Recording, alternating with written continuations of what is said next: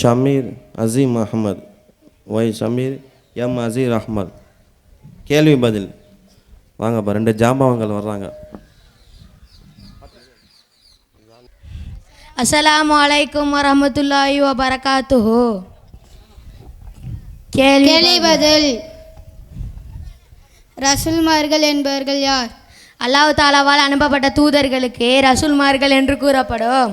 ரசூல்மார்கள் எவ்விஷயங்களை நமக்கு கற்றுத்தந்தார்கள்? ரசூல்மார்கள் அனைத்து விதமான நல்ல விஷயங்களை நமக்கு கற்றுக் கொடுத்தார்கள். அல்லாஹ் தாலா ரசூல்மார்களை ஏன் அனுப்பினான்? மனிதர்களை நேரு வழி காட்டுவதற்காக அல்லாஹ் தாலா ரசூல்மார்களை அனுப்பினான்.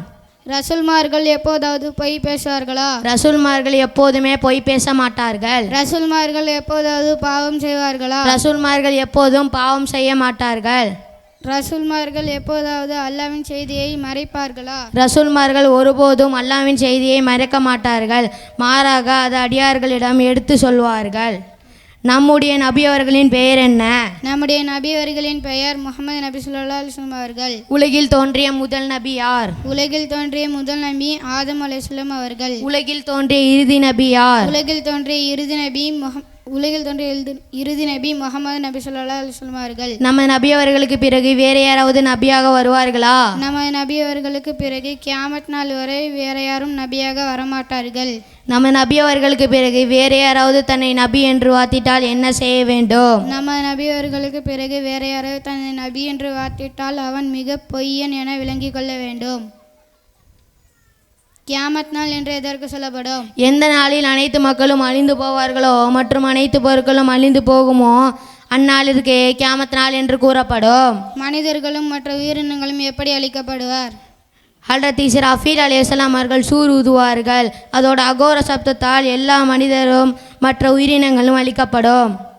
கியாமத் நாள் எப்பொழுது ஏற்படும்? கியாமத் நாள் எப்பொழுது ஏற்படும் என்பது அல்லாஹ்வை தவிர வேறு யாருக்கும் தெரியாதே. கியாமத் நாளின் அடையாளங்கள் ஏதேனும் நம்ம நபி ஸல்லல்லாஹு அலைஹி வஸல்லம் அவர்கள் அறிவித்துள்ளார்களா? ஆம், நிறைய அடையாளங்கள் நம்ம நபி ஸல்லல்லாஹு அலைஹி வஸல்லம் அவர்கள் அறிவித்துள்ளார்கள். கியாமத் நாளின் அடையாளங்கள் யாவை?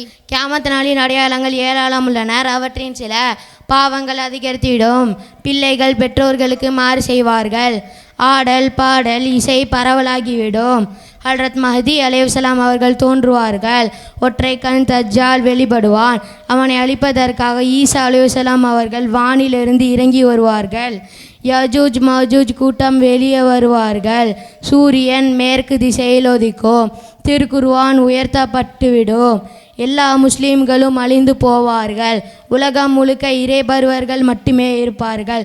இப்படிப்பட்ட அடையாளங்கள் எல்லாம் நடைபெற்றால் ஹல்ரத் இஸ்ராஃபீல் அலைஹிஸ்ஸலாம் அவர்கள் சூர் ஊதுவார்கள். உடனே கியாமத் நாள் ஏற்பட்டுவிடும். விதி. விதி என்றால் என்ன? விதி என்றால் எது ஒன்று உலகத்தில் நடக்குமோ நடக்கின்றதோ நடந்ததோ அது அல்லாஹ்விற்கு முன்னமே தெரியும்.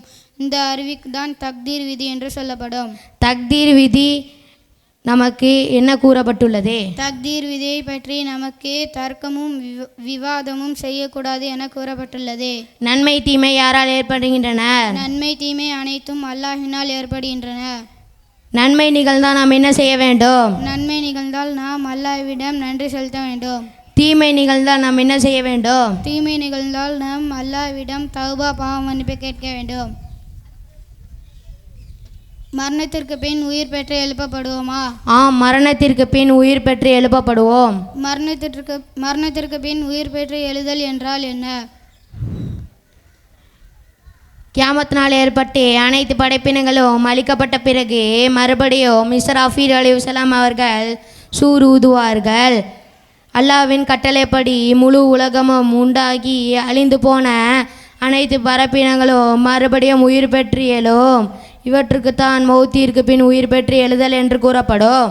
மரணத்திற்கு பின் உயிர் பெற்று எழுப்புதல் அல்லாஹ்வுக்கு சிரமமான காரியமா? மரணத்திற்கு பின் உயிர் பெற்று எழுப்புதல் அல்லாஹ்விற்கு மிக இலேசான காரியமாகும். மரணத்திற்கு பின் உயிர் பெற்று எழுந்தவுடன் என்ன நடக்கும்? மரணத்திற்கு பின் உயிர் பெற்று எழுந்தவுடன் கேள்வி கணக்குகள் கேட்கப்படும். கேள்வி கணக்குகள் கேட்கப்பட்ட பிறகு என்ன நடக்கும்? கேள்வி கணக்குகள் கேட்கப்பட்ட பிறகு சொர்க்கம் நரகம் தேர்ந்தெடுக்கப்படும். சொர்க்கம் எப்படிப்பட்ட இடம்? தெவுட்டாத உயர்ந்த இன்பமும் உயர்ந்த சந்தோஷமும் உடைய இடமே சொர்க்கமாகும். நரகம் எப்படிப்பட்ட இடம்? நரகம் உச்சகட்ட சிரமங்களும் வேதனைகளும் இருக்கும் இடமே நரகமாகும். சொர்க்கவாசிகளுக்கு என்னென்ன அருக்கொடைகள் வழங்கப்படும்? சொர்க்கவாசிகளுக்கு சொர்க்கத்தில் தங்கம் வெள்ளியால் கட்டப்பட்ட மாளிகைகளும் பாலாரும் தேனாரும் விதவிதமான பல வகைகளும் பூ வகைகளும் இருக்கும். நரகத்தில் என்னென்ன நடைபெறும்? நரகத்தில் பெரும் பெரும் பாம்புகளும் தேள்களும் இருக்கும். கொதிக்கின்ற நீரையும் சீலையும் குடிக்க கொடுக்கப்படும். முச்செடிகளை உணவாக கொடுக்கப்படும்.